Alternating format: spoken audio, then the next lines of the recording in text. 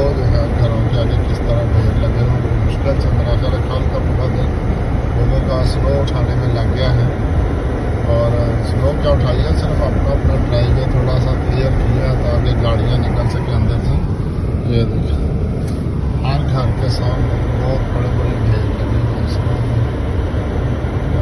कई साल का जो है वो रिकॉर्ड है ना वो टूट गया है। ये लोगों का गार्बेज भी है बाहर आज, अभी ये लेने आना उन्होंने।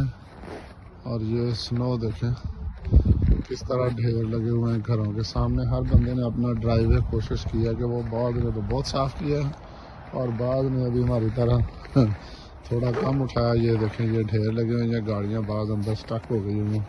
जिन्होंने नहीं निकालना या जाना नहीं कहीं उनके लिए तो कोई ऐसा मसला नहीं है। और ये देखें जी ये स्नो का ये हाल है।